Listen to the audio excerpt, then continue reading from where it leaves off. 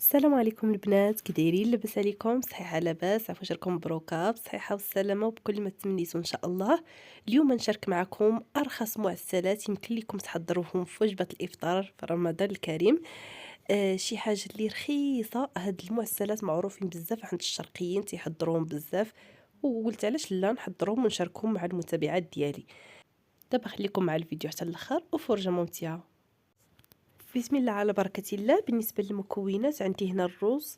بعد ما سلقته عبرت زلافة ديال الروز. من الافضل تاخدوا الروز اللي تيكون تيتعجن، تطيبوه تيتعجن، خاصو طيبوه مزيان حتى يتحل. فنضيف ليه 2 معالق كبار ديال الكوك، معلقة كبيرة ديال الزبدة تكون بدرجة حرارة المطبخ، معلقة صغيرة ديال القرفة،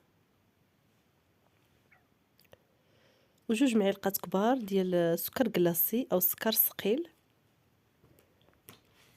وشويه ديال ماء الزهر. وتنخلط العناصر كاملهم مزيان. يمكن لكم الروز طحنوه في الهاشوار اللي بغات باش يجيها بحال العقده ديال اللوز، طحنوه في الهاشوار اللي ما بغاتوش تخليه هكا باين. من بعد خديت الورقه وتنبدا ناخذ واحد الكميه ديال الحشوه ديال الروز وتنبدا نوضعها وتنبدا نلويها هكا على شكل سيجار. بالنسبه للورقه انا دهنتها بشويه ديال الزبده والزيت. من بعد تنستفهم في لاطه ديال الفرن وتندهنهم من الفوق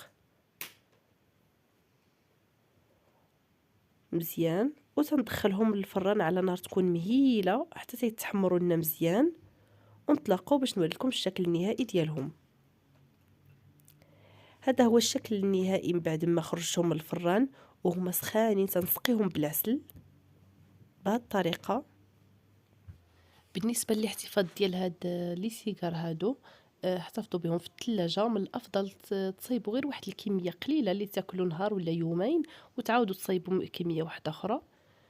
وكما قلت لكم الاحتفاظ ديالهم في الثلاجه ضروري تخليهم في الثلاجه باش ما يحمضوش.